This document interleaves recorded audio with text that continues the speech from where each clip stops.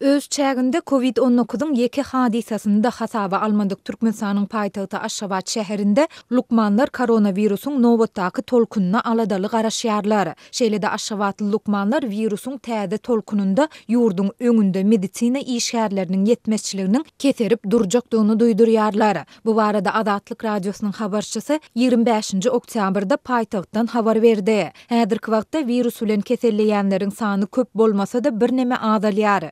Muňa garamazdan şäheriň ýokunç keselleri hastahanasy näsaglardan doly. Kimdir biri sagalýar, köp adam ölýär. Lukmanlar gyş paslynyň gelmegi bilen virus näsaglarynyň gaýtadan köpelmegine we onuň täze tolkununa alada bilen garaşýarlar diýip efirde atlandyrylmasyzlygyny soran bir lukman 25-nji oktýabrda habarçymyza beren maglumatynda aýtdy. Türkmenistanyň hökümeti pandemiýanyň başyndan bäri koronawirusyň ne geçen ýylyň tomsunda bolan birinji, ne gyşdaky ikinji we ne de bu ýylyň tomsunda bolan üçüncü tolkununy resmi taýdan ikrar etdi.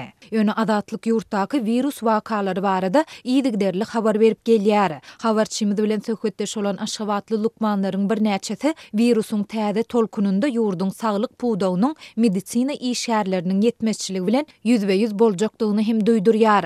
Virusyň mundan odolky tolkunlarynda medisina işgärleriniň aýlyklary we olaryň artykmaç işlän sagatlar üçin tölegler kadaly tölenmedi. Häzir olaryň köpüsi işden çykdy ýa-da çykmagyny dowam etdirýär diýip Lukman aýtdy. Türkmen hökümeti COVID-19 ýokunjunyň ýaýramagynyň öňüni almagyň çäginde raýatlaryň saglygyny berkitmäge we goramaga gatnaşýan medisina işgärleriniň aýlyk zähmet haklaryna 2021-nji ýylyň 1-nji ýanwaryndan başlap goşmaça 15% hak tölemek wadasyny beripdi. Ýöne medisina işgärleri resmiýetiň wadasynda tapylmaýandygyny ýylyň dowamynda ençeme gedek habar berdiler. Şeýle-de olar hassahanalarda 14 günläp karantina girip işleýän saglyk işgärlerine döwlet tarapyndan hiç ýyly kömek berilmeýändigine, olaryň öz hasaplaryna naharlanmaly bolýandygyny hem aýdypdylar. Galy berse-de ýurdun dürli künjegindäki saglyk işgärleriniň aýlyklarynyň adatdakysyndan has az berilmegi bilen bagly hem habarçylarymyz bir näçe gedek habar berdiler.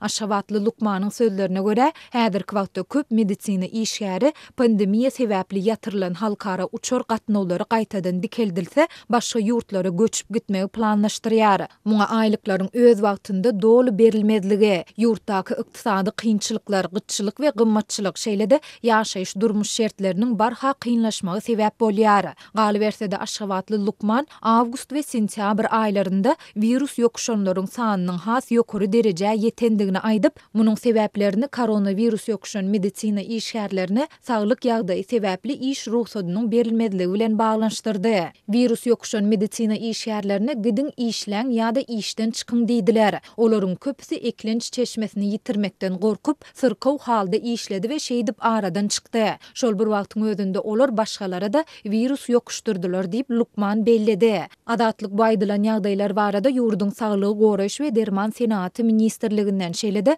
döwlet arasaçylyk we keselleriň ýaýramagyna garşy göreşmek gullugyndan goşmaça maglumat ýa-da kommentariýa alyp bilmedi. Bellesek Türkmenistanda koronawirusyň gyş tolkununa diňe Aşgabatda däl, eýse Lewap welaýatynda hem aladaly taýýarlanylýar. Lewapda COVID-19'nyň gyşky tolkununa taýýarlyk görmek maslahatlaşylýar. Ýöne oňa nädip taýýarlanylmalydygy baradaky soragy çözüp bilýän ýok, serişde de ýok diýip Yerli Çeşme 22-nji oktýabrda Adatlyň habarçysy bilen gurrundaşlykda aýtdy. Türkmen hökümeti maska rejimi, hereket çäklendirmeleri, petiklemeler ýaly dürli karantin düzgünlerini güýje giritse-de ýurdun çäginde koronawirusyň bardygyny tutan yerlilik bilen inkar edýär.